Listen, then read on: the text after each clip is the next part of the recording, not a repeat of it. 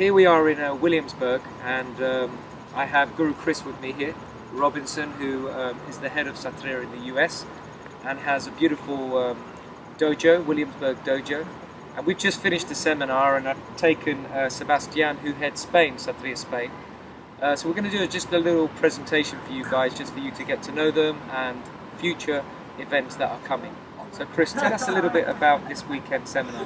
What maybe you got out of it, how you organised it, good attendance, all that kind of stuff. Sure. Well, I think this seminar is a little bit different. Instead of having a lot of downtime and a lot of sightseeing and everything, Guru Steve said, listen, I'm there we had like 72 hours, so besides a little bit of sleep, we spent the whole time training, talking to a lot of the attendees.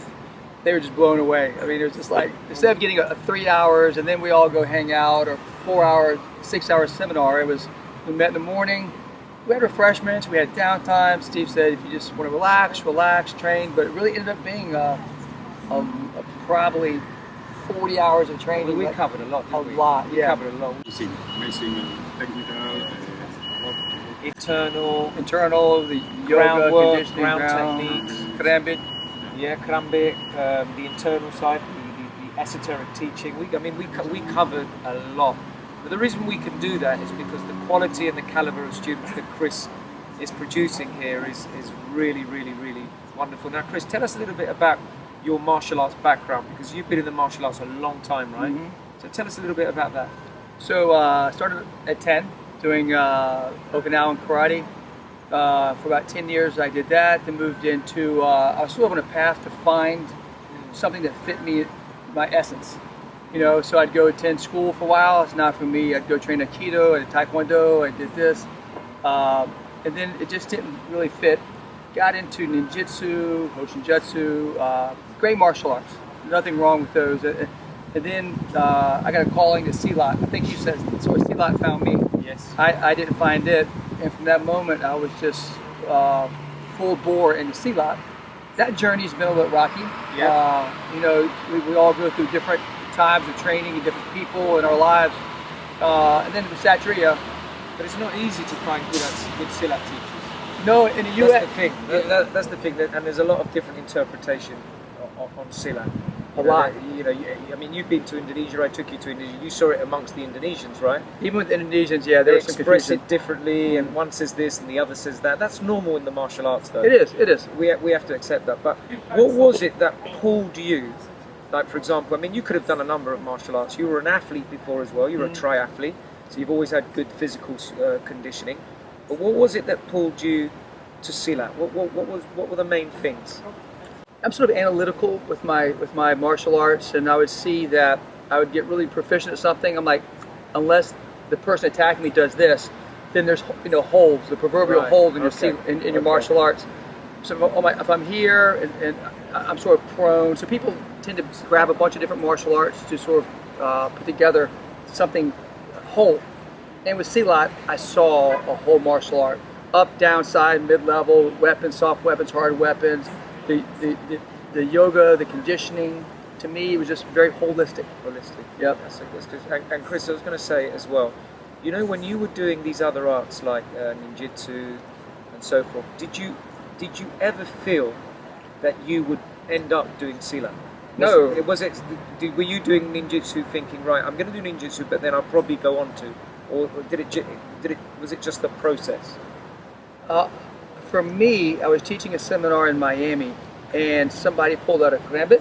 Right. And went from up top, like almost like a hairy mouse shoot. Right. Took the guy down, crawled his way up him. It was at his neck, and I was like, "What was that, man?" And a Silat. I said, "How do you spell that?" And that was 12 years ago. Right. And that one moment in time started my whole path. I gotta find it.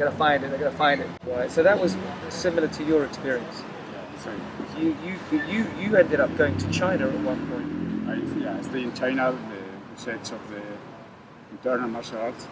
When you say internal, you're looking at Tai Chi, Qigong? Tai Chi, Qigong, Hua. Okay. Three martial arts internal of China. Internal martial arts. But it's not according my intention. In China, it's not so good for me. It was not good for you. It was not a good experience. Where were you in China? for me, the monks of China is But not. where were you? What geography? Wudang. Wudang. Wudang Mountain. Wudang. That's the most famous Yeah, place. very But- deep but in China. In Wudang. In Wudang. And you were looking for internal masters, Yeah. and you didn't find anyone. No. Really, is the normally masters. Right. Only the forms, the Oh, movements. I see. But So did you come back from like China demoralized, discouraged? yeah, But you came back not happy. not Not happy happy. because it's my imagine of the China. So then what? Like Chris, he saw the Silat, the Harimau shoe with the Karambe, and you went, what's that? Is this a very similar thing? Yeah, same. Because Right. for me, the Satria is the good experience because this is this and this and that. All is the puzzle. But what you know from going from Chinese martial arts and all the other martial arts, what made you decide to do Silat? For me, it's the first seminar with you in Madrid. Oh, okay. It was 11 in years. Madrid. Yeah. 11 years, a long time. It's That's a long time because when me have 5 black belts in different martial arts, you come into Madrid and for me it's a white belt completely. It's wow, this is Right. very amazing Right. system. So you've been doing Satria now 11 years. Is it getting better and better for you Always, every day. every day? And what about let's talk a little bit about this, because I hardly talk about this publicly, right? So you both have had good sparring background, you've come from a physical background, you've done martial arts a long time. What about the Kembangan? Because you can see a lot of people don't really understand the Kembangan. They think it's flowery. But how's the Kembangan benefited your martial arts? Both of you. I'd like both of you to. I think the Kambalan is to understand the people because it's a very deep training. For me, it's a change maybe 1000% of my movement, my training, my awareness. Ah, good. It's, for me, no Kambalan is a No Kembangan, no Satria. For me, no Kembangan, no nothing. Yeah, so, That's what I say. yeah. What about you, Chris? The Kembangan is really interesting to me. I have friends in the martial art world. They're like, hey, I see you doing that dancey stuff, and I left it at that. Yeah, sure, man, it's nice dancing, and all that. But then when you realize what Kembangan is, it's I can't even put it into words. I'm usually fairly wordy. Yeah, very. But it's for me, it's like I would have a drawn to it. It's I can't even describe it. It pulls you from the inside, and then all of a sudden you express yourself. Right. And then all of a sudden, all your styles, your movements, everything evolves out of it. Wow. In a relaxed state, and then you get a moment of, for me, clarity. Wow. So people, study Bagua, study all this for presence of mind, for the internal arts and all that. And really, with the Kembangan, I feel I have all that there. Has it improved your flow? Right. Has it improved your technique? Yeah. So, from a purely martial arts, structural, technical aspect, has the Kembangan improved you? I think it's in the beginning the Kambalan, you think, okay, this is the flow, this is for this and this technicals, But when you deep in the Kambalan, change completely your understanding of the art. Right. Okay. And as you think that your technique's better now because of Kembangan, yeah? You run a full-time academy, Madrid, okay? Deibe Academy of Martial Arts in Madrid. It's in the center of Madrid, right? Really, it's near Retiro. And Chris, you run a full-time school in Williamsburg, a full-time dojo. You call it dojo. In my head, I call it academy because you're like a professor in the martial arts, so it's always like an academy. But tell me what you both would like to do or like to see in the future with your respected academies, dojos. Well, I think it's for me, it's Satria martial arts is my life. It's in a way for a long time. I think it's teaching for every day. Every day. This is what you see yourself doing forever. Yeah. You've been doing it how many years now? I have 38, but for me it's 19. Wow, since 19. And you've run a full-time, before the one in Central Madrid, you had another academy. So how many years now altogether? I have 5 years in this academy. And before? 3 years. So 8 years already. Yeah, in my academy. Wow, that's a long time. What about you, Chris? What do you see yourself doing moving forward? Because you run a very, very successful self-defense course, right? Mm-hmm. Giving it your name, I'd like you to talk about that. But you also help a lot of people with it. Women that have been abused. You're going into schools. Tell us a little bit about that. The other side of us is S.T.A.C.T, Yeah. Specialized Tactical and Combat Training, and for a while we were all about the military, police, and doing all this hardcore stuff. And then probably about a mile from here, there was a rape, and it was right near where we had a photo shoot. And I said, man, we're spending all this time trying to teach these guys how to handle the bad guy when they're within arm's reach. And I said, what about, let's do a little something for the women locally. And we had a great result. So we put it out there, and all of a sudden, all these women came. After the first one, I started getting the stories. They pulled me aside, crying, and said, I wish I would have known this before. If I would have known this, it would have helped me if I would have known this. And you always don't worry about it. It's okay. It's in the past. But and at that moment, and then with Carol, she's really put her heart and soul into like the battered women's shelters and stuff. So basically, you're taking the Silat principles, some techniques, applications, stuff like that, and then now we get a chance to share them for the women. Well, and then the feedback I get is just like, they're like, well, Chris at Gurumar School, Chris' son, would tell you that would be the most pleasing thing if Gurumar was here, because when she came over to the UK, London, one of the first things that she said is like, Steve, you don't have any women students, and she was absolutely correct. I had about 4 or 5, and she said, no, that needs to change. And as in Silat Bela Diri, Silat self-defense is really to help the weak. So we train hard so that we can help weaker people get stronger and help people defend themselves. And you're doing that. So Chris, this would be huge in Gurumar. If she was alive today, she'd be saying, right, this is exactly what your Silat should be like doing. Tell us about how that came about, though. How did you just see yourself as someone that was going to be in the community, or was it just a responsibility that you felt to the community, or just that? It was raised by a single mom. Okay. Baby sister. My aunt was involved in my life, so I was surrounded by women my whole life. Right. Okay. And I'm fairly strong, capable of handling myself. And then I'm like, what about them? What about them? And then, in the big picture, the community as a whole, and violent crimes up in the U.S. and people doing terrible things. So to me, I'm almost with a vengeance. I want to teach these people. Somebody puts their hands on you, somebody tries to assault you, whatever. Exactly. You do this. Exactly. And take care of it. And so it's like build a safety net during our training, so that when we're not around, that they got something. That's fantastic. It's really a passion, and it's just where our heart is, man.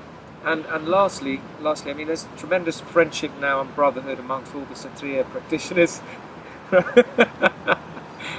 You both came to Indonesia to see one of my my last remaining teachers, Pak Rusli. Tell us a little bit about that, because Chris is taking a team in March, right, to Indonesia. I think you've got 10 people coming already. So far, yeah. And it's going to be a great adventure, trust me. So when you guys, for the first time, went to Indonesia, what was that experience like for both of you? I love the people, the country, the experience of my brothers of Serbia and the world. I enjoyed it a lot. Yeah, it's a good experience to visit Indonesia. And you bought a lot of crumbits back. Yeah, he bought everything. A lot of crumbits. Yeah, I have a lot of students. I need it. You need it. Would you go again, Sebas? What? Would you go to Indonesia maybe, again? yes. There you go.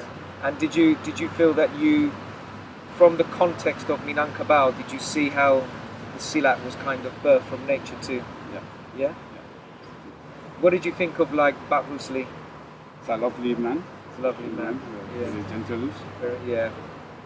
I very lovely stay with this man. Thank you, Sebas. What about you, Chris? Because you're going back there in not too long now. About 4 months, yeah. Yeah. I'm a typical Caucasian white guy from the East Coast of the U.S.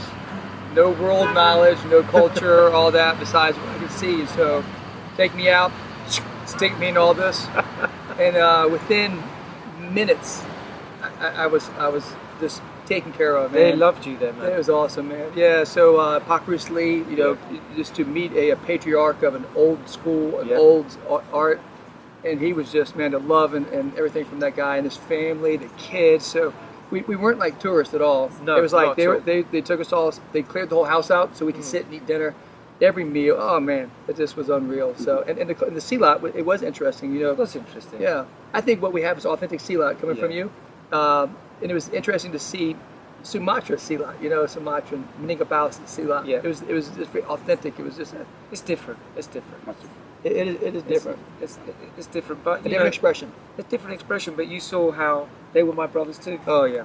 You saw Butters Lee, you saw how we congregated together, and you saw how many different stylists there were. And we all ate together. It's no big deal, is it? You know, people make a big deal out of this Silat style and that Silat style and this Silat style. It's okay. You know, at the end of the day, we're all different expressions of the same art. You know. But Chris, you're going back there in March. What's your kind of plan? Because you've got 10 students here. I'm probably going to try and get some other students to go with you if they can. What's your plan there? What do you expect to take the students through? You know, really, you know, we study an Indonesian martial art. Right. So you sort of have to go to Indonesia. Yep. You know, it's part of it. You want to speak the Bahasa Indonesia. You're going to eat the foods. You're going to train. You're going to sightsee. You're going to see, like Guru Mah would always talk about. You know, you have to work within your 24-hour cycle. Yeah. How does Silat work in this 24 How hours? does Silat work? Yeah, your rice paddies, you're in the rice fields, you're in the jungles, you're in the valleys, you're in the streets of Bukit Tinggi, you know. But anyways, I want them to have the whole culture. If you say you're a Silat practitioner, then you sort of need to go to the homeland and experience that, you know. So I'm looking forward to it, yeah. Well, look, guys, if you're out there and you're thinking about doing Silat in America, please visit Chris. You can get Chris's details on Facebook, right? Chris Robinson. You can get his details via me. You can get his details Williamsburg Dojo. It's all on there. If you want to go to Indonesia and you're thinking of going and you don't know anyone and you're really serious about your Silat, speak to Chris. You know, and the same applies if you're in Spain. Listen, there's a lot of you Spanish people that are contacting me. You know, you're sending me letters and emails, and I keep telling you, this is the guy that's been with me for 11 years. So if you truly, sincerely want to learn it, visit Deibe Academy. Again, you can get the details on Facebook or on his website, etc. Take care, guys.